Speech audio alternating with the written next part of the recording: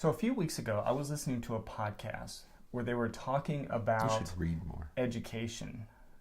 And, well, the podcasts I listen to are authors talking about what they've written. So it's like, it's the Cliff Notes. Like going to the movie instead of reading a book. It's okay. So this is how this podcast is going to go. So No, I'm done. So, but I was listening to the podcast, and the author was, the person being interviewed, the interviewee, was talking about what he believes we should be teaching kids in school. Oh. And one of the things he said in a very provocative manner is, who cares about academics and algebra and all these other things? We should be teaching kids how to think and problem solve and use critical thinking skills, and we should be teaching them these life lessons instead of worrying so much about specific, what year this thing was signed or what this thing does. And so it goes very well with the article that we're going to talk about today, entitled Teaching for the Test or Teaching for Real Life. Once again, this is the third time this week this has happened. People talk about things. We should never do that. We should never use a single score to make a decision, but we do with the teacher test. Now there's 1,000 teachers who can't work. We should never use a single standard, but we use it. It happens in almost all walks of life that we should never use a single measure. And it's the same, that's what this is about, is that we are using test scores to make important decisions. Though we say we shouldn't do it, we continue to do it. We say we shouldn't use this, and we shouldn't use a single test, and no child should be held back because of a test score. And yet we continue to hold children back because of a test score. It's always been confusing to me. Well, if we know all this, senators should be cooperating with each other, but they don't. But nobody's doing anything about it. Everybody says it, but nobody's doing anything about it. And so this physician, he's a physician, Barrison, takes on this issue head first, just confronts it directly. So we've often voiced our concerns with, as you just said, with the idea of standardized tests and using a specific test to make specific, sometimes critical decisions. They're important decisions. High stakes. In school, in public education, if you're going to make a decision that changes the placement of a child, it has to be several sets of data, and several people have to agree to that decision. No single piece of data and no single person can change a child's educational placement or program. It takes a group of people. Unless it's the state test. Unless it's this single test. Well, yeah, but this one score on this state-sponsored test can negate everything we've ever said is worthwhile. This is the best practice. This is the best approach, and yet here we are relying on a single measure. And so this author talks about, he acknowledges initially that he is not a very good test taker. Again, I like that. Jim Taylor said, I was wrong. This guy says, I'm not a good test taker. So, okay, good. Full disclosure. That's right. And so he starts out with that, and then kind of starts a list of things that have happened that have introduced more and more tests. And again, high stakes tests, standardized tests that have significant implications to the future of students and kids in general. So, and again, we've talked about this on the podcast before, that as we continue to, think about this life of accountability and, what we're doing to our teachers and what we're doing to our schools, and we got to grade this and we got to score that, and we need, this high performing this or magnet schools and charters. When you look at any of those things individually, you may think, well, it's great. Look at that magnet school. Look how well it's performing, and look at the opportunities those students have.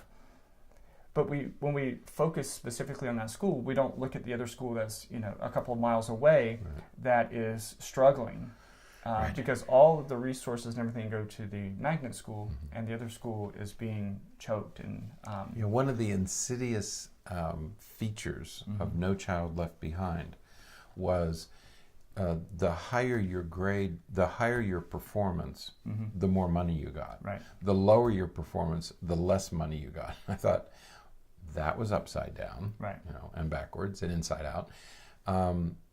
That was bad policy. Right. No other name for it. Because you're right. You can have schools, and this happens around the country. And Jonathan Kozol wrote a book one time called Savage Inequality that captures this notion that you can have a school in one area of town that consistently has good test results, and a mile away you can have schools that consistently produce poor test results. Right. And the difference is not in their teachers or principals. Yeah, you have a school, and this is the case here in our town. You have a school in a poor area of town, but it's a magnet school. Right. And so they score very well. They bring in strong students from all over town. And because their student scores are so high and the school scores so high because of those test scores, the students all have iPads or laptops, or they have enough of those resources that each student can have their own. Right. Meanwhile, 2.5 miles down the road, there's another school that isn't a magnet school, that doesn't have all of those additional resources, and they may have one computer in every classroom, and that computer is like 10 years old, 15 years old. Right.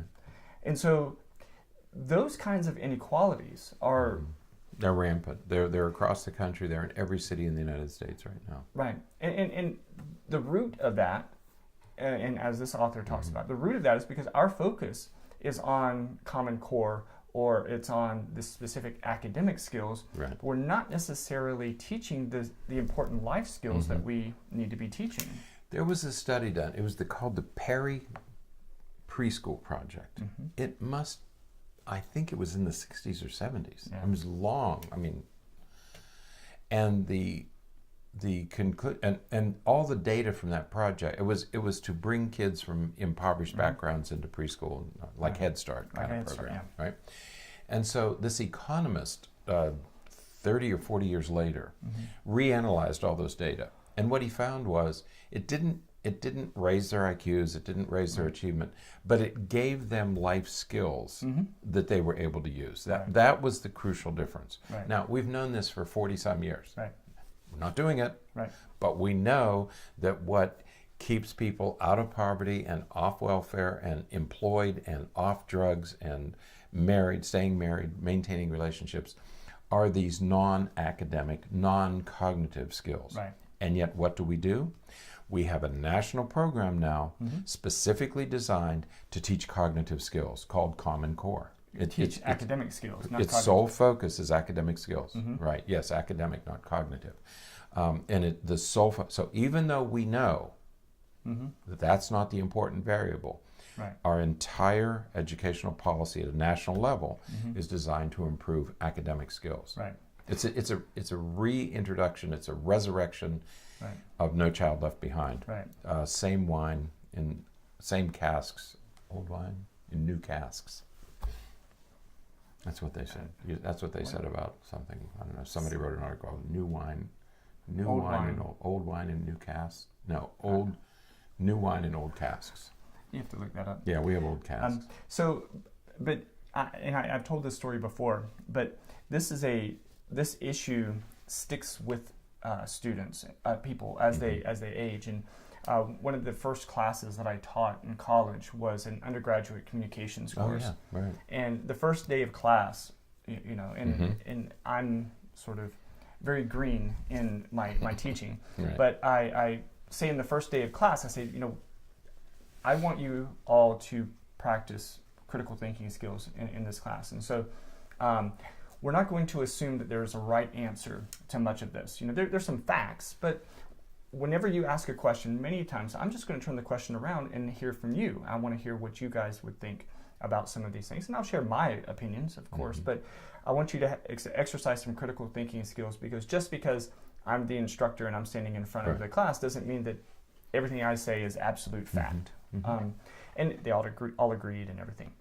So I did just that throughout the semester, and then I got my teacher ratings back from the students, because of course we have to rate everyone based on their performance. And so I get my teacher ratings back, and I did okay. But when I look at the comments, you know, several students wrote, class was great, but the instructor would never tell us the answer. He would just have us answer questions. Right. It's like, wait a minute, that was the whole purpose. Right. And we're not teaching those skills to kids. Right. And so they get to college, and in college they're just looking for the answer. What is the right answer? Right. We're not teaching them to think. We're not teaching them to we talked yesterday about being self-reliant. We're not teaching them to be self-reliant. They're dependent on me to tell them the answer. Right. Well, that's not how we want our kids to function. That's not what education should be. Right. Right. So we have to shift that perspective. And again, this is what the article talks about today. Yeah, because what he talks about in the article is if your focus is on a standardized test, it's a very narrow definition of what it means to be educated. Right. If you can answer the right factual question, then if that's your goal, that's one of the goals of standardized tests. It's a very narrow definition of knowledge, and it should be broader. Right. Okay? But it's also your ability to do well on that kind of a test. Right. And there are people who do well on those kind of tests, and there are people who don't do well. Right. We encounter this all the time on even one-on-one test settings, where you'll ask an examinee a very simple question, and you can see them thinking through it and making it more complicated than it really. No, the answer's Thursday, you know. And but I was thinking it could be this, this, this, and this. Those are positive attributes that a person can think that way. Right. Not on the test that we use, right? Because that gets you into trouble. Absolutely. You know? And so, it's what do we want our schools to do? And since No Child Left Behind, we have had this. It was actually a little bit before No Child Left Behind, but certainly at a national level, with No Child Left Behind, we've had this emphasis on standardized tests. Right. Your A student's performance on a standardized test. We're using it to judge students, to judge teachers, to judge principals, and it's all based on this single score, something we know we shouldn't do, but we do it anyway. Well, along then come the first change, since we got rid of No Child Left Behind because we realized it wasn't working. We've replaced it with Common Core. Now, Common Core is a set of very high standards, academic standards, which most children don't need, because they're high standards if you're planning to go to college. Right. You don't need any of this stuff if you're not going to go to college. So once again, we've backed into this trap of high school is preparation for college, but it's not for 60% of children in high school. Most children in high school are not going to go to college. Right. They're going to do something else. They're either not going to go on, or they're going to go on to trade schools or training programs or the military. They're not going to go to college. And yet the entire national curriculum is based on Common Core, which is the achievement of these very narrowly defined academic goals. Right. Getting the right answer right. is what it's about. Right. So the author proposes this castle model. It's the collaboration for academic, social, and emotional learning. Right. And it's a very interesting model because it starts sort of the smaller circle is the classroom, and then it expands to the school, and then it expands to family and community. And it looks at 5 different domains: self-awareness, self-management, responsible decision-making, relationship skills, and social awareness. Right. And the emphasis here is that we need to make sure that we're teaching these 5 sets of skills, right? And because they influence each of these 3 broad areas. Neither of us has any opposition to teaching the multiplication tables, correct spelling, reading speed. I don't have any problem with any of that. I think everybody should learn algebra. Okay, at least algebra 1. I don't think everybody needs algebra 2, but I think all of us should know something. I don't think that your ability to graduate from high school should be dependent upon you making an A or passing some state-mandated test about algebra. That's but right. You should be introduced to the idea of algebraic concepts. I think everybody should take a biology course. Sure. I think that you take biology every year. Yeah. If I had my druthers, you'd be learning about biology and chemistry for all 4 years of high school. You'd take it every year, and you would really understand science. Okay, you would really understand numbers. You would really understand reading after you've gone through a high school education, because that makes you an educated person. Okay, Right. I don't care whether you get the right answer. It makes you an educated person. And he makes a very good point. And again, the precision of language. He says, just because you're eligible for college by getting a high SAT score doesn't mean you're ready for college. Right.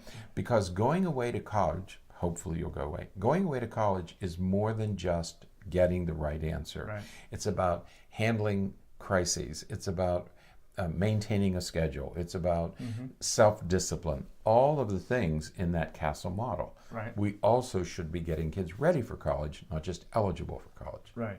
And so what does all that sound like? Being self-reliant, which is exactly what we talked about yesterday. So these two articles kind of go together because of the importance of those life skills that makes one self-reliant. Knowing algebra doesn't make you self-reliant. That's right. You just know how to work those numbers. Right. But knowing how to make good decisions and how to take care of yourself and how to interact and engage with other people, those are self-reliant skills that you need to take with you to be successful. That's right. And at the end of this article, he has, he said, well, does this work? Are we giving up? Just being good at algebra doesn't say anything about your character. Right. Okay.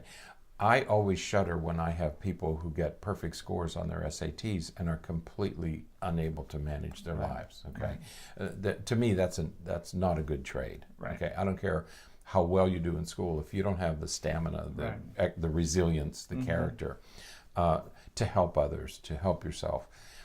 At the end of this article, he said, well, what's the alternative? Well, the alternative has been used. Right. And he mentions at the end of the article 2 projects. He mentions 3 or 4, but 2 that stand out was one school in Ohio and another in Illinois, in Chicago, where they actually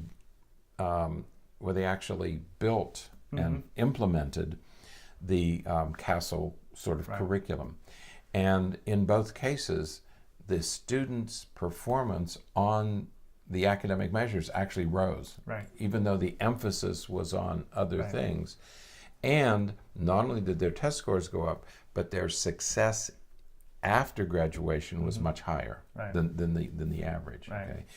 And so it does work. It's not like some theory that's never been shown. It has been shown to be effective. Right. So and if you really think about that we see that as counterintuitive. However, it's not all that dissimilar from what we think or see when we look at Finland, for example. Finland does this. Because we often look at Finland because they're often ranked at the top in the world as it relates to the education system. They don't start teaching reading until the kid's like 7 or 8 years old. Until kids are ready to read. Right. They focus on playing and social relationships during. They go out 2 or 3 times a day. They have recess. We've done away with it in this country, but they have it 2 or 3, and they're doing better than we are. Their school days are shorter. So we do need to really reanalyze the way that we're approaching education, and none of us have Betsy DeVos may be listening to the podcast. If she's listening to the podcast, please let's think about some of these changes.